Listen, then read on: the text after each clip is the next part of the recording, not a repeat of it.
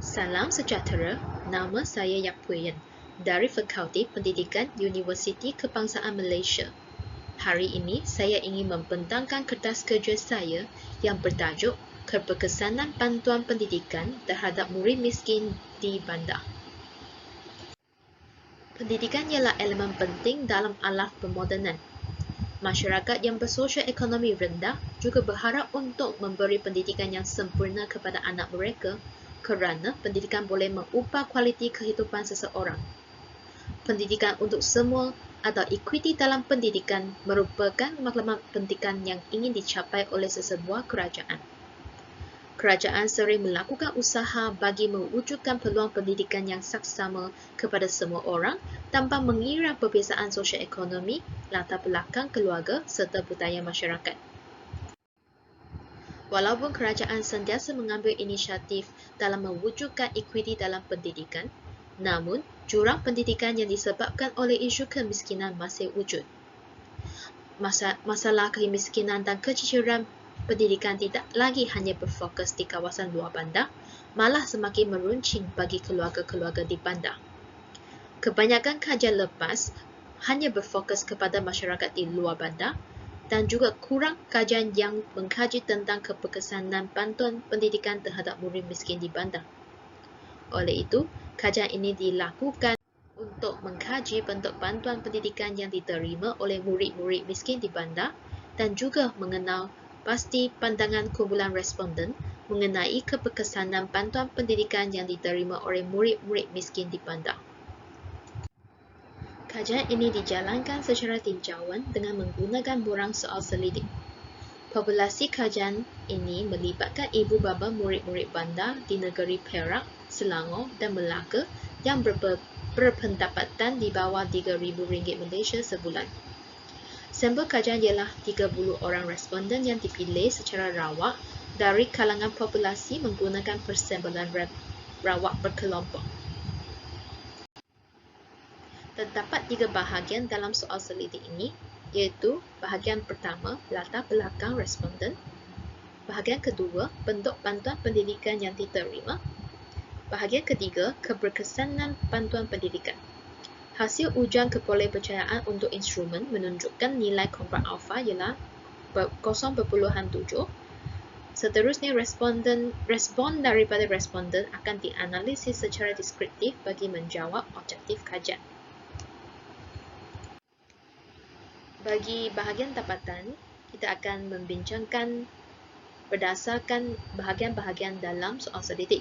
Untuk bahagian pertama, latar belakang responden, saya boleh dapati kebanyakan responden berasal dari Perak, iaitu sebanyak 60%, dan diikuti dengan Selangor dan Melaka yang dua-duanya ada 20%, dan semuanya dari sekolah di bandar. Bagi faktor umur, majoriti berada dalam kategori 31 tahun hingga 40 tahun, iaitu sebanyak 56.7%. Dan bagi taraf pendidikan pula, kebanyakannya hanya menerima pendidikan sampai sekolah menengah rendah, iaitu sebanyak 66.7%, dan diikuti dengan taraf pendidikan sampai sekolah rendah iaitu sebanyak 20%, yang terakhirnya menerima pendidikan sampai sekolah menengah atas iaitu sebanyak 13.3%.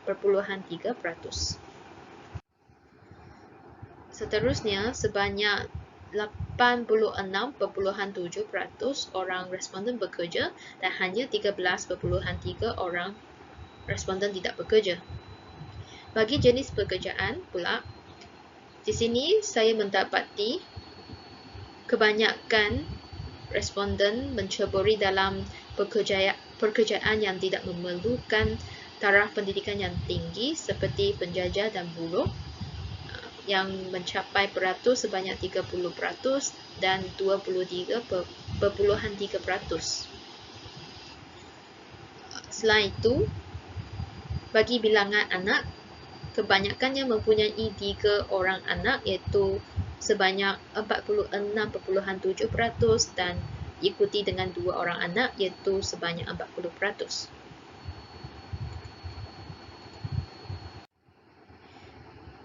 Seterusnya, bagi jumlah pendapatan daripada pekerjaan utama, kebanyakannya mempunyai pendapatan dalam kalangan RM1,000 hingga RM1,500, iaitu sebanyak 26.7%,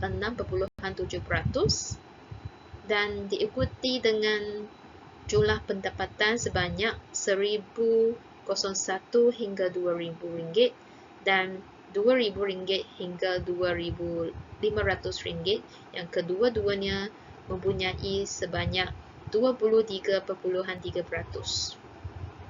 Tiada yang mendapat pendapatan yang melebihi RM3,000. Okay. Seterusnya, untuk pendapatan purata bulanan, majoritinya berada dalam kategori RM301 hingga RM400 dan diikuti dengan RM201 hingga RM300. Okay. Untuk bahagian kedua, bentuk bantuan pendidikan yang diterima melalui raja ini, kita dapat lihat semua responden menerima bantuan awal persekolahan iaitu sebanyak RM100. Lepas tu mereka juga menerima skim pinjaman buku teks iaitu SPPT, dan ada 12 orang responden yang menerima rancangan makanan tambahan sekolah rendah iaitu RMT, dan 7 orang menerima program susu sekolah, dan hanya 2 orang menerima kumpulan wang amanah belajar miskin iaitu KWAM. Untuk bahagian ketiga, keberkesanan bantuan pendidikan, ada jumlah 7 konstruk dalam bahagian ini.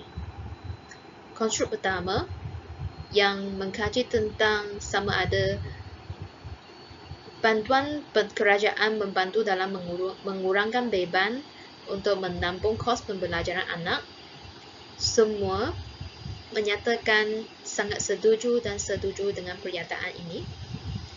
Untuk konstruk kedua, untuk mengkaji sama ada bantuan kerajaan cukup untuk meringankan bebanan kewangan persekolahan anak, kebanyakannya iaitu sebanyak 90% setuju dengan pernyataan ini, manakala ada 2 orang yang menyatakan tidak pasti dan seorang kata tidak bersetuju. Seterusnya, untuk konstruk ketiga yang bertanya tentang sama ada dia berasa gembira kerana mendapat bantuan pendidikan, semua menyatakan setuju. Dan untuk konstruk keempat, adakah anda setuju bahawa anak berasa gembira kerana mendapat bantuan persekolahan? Kebanyakannya menyatakan sangat setuju dan setuju, dan hanya 2 orang yang menyatakan tidak pasti. Konstruk kelima yang mengkaji tentang sama ada bantuan kerajaan dapat meningkatkan motivasi anak untuk pergi ke sekolah. Majoritinya menyatakan sangat setuju dan setuju dengan pernyataan ini, dan hanya 2 orang yang menyatakan tidak pasti. Seterusnya, saya mendapat pandangan tentang jenis bentuk bantuan yang responden berharap untuk mendapatkan sumbangan daripada kerajaan untuk meringankan bebanan kewangan persekolahan anak. Dapat lihat di sini, semua responden menyatakan mereka memerlukan dan mengharapkan bantuan kewangan, dan diikuti dengan bantuan dari segi makanan dan baju sekolah. Ada juga yang mengharapkan sumbangan alat tulis, dan diikuti dengan kos rawatan dan akhir sekali pengangkutan. Untuk konstruk terakhir, adakah anda setuju bahawa bantuan kerajaan dalam pendidikan adalah amat diperlukan untuk murid miskin? Semua menyatakan sangat setuju dan setuju. Oleh itu, bantuan kerajaan boleh membantu dalam mengurangkan beban untuk menampung kos pembelajaran anak. Namun, keberkesanan bantuan pendidikan kepada murid miskin masih kurang memuaskan, sebab ada yang menyatakan bentuk bantuan itu adalah tidak cukup. Selain itu, semua responden berharap untuk mendapat bantuan kewangan daripada pihak kerajaan dalam meringankan beban kewangan persekolahan anak. Hal ini disebabkan masalah kewangan merupakan halangan dalam menyediakan pendidikan yang sempurna kepada anak kerana kos persekolahan tidak sekadar kos untuk membeli buku dan alat tulis dan juga melibatkan kos untuk membeli pakaian sekolah dan membayar yuran. Bagi pasangan suami isteri yang mempunyai anak raimah juga perlu menanggung kos persekolahan anak yang lebih banyak. Tambahan pula, pemberian kelengkapan pembelajaran dan bantuan pendidikan ini boleh memberi motivasi dan semangat kepada anak-anak miskin untuk belajar. Oleh itu, bantuan pendidikan memainkan peranan yang penting dalam meningkatkan ekuiti dalam pendidikan anak-anak miskin di bandar. Kerajaan dan pelbagai pihak boleh menyalurkan pelbagai jenis bantuan dan dermaan untuk meringankan beban keluarga B40 atau ibu bapa yang tidak berkemampuan. Mereka juga perlu mengesan keluarga yang menghadapi masalah dan berpotensi untuk dibantu. Itu sahaja daripada saya. Sekian, terima kasih.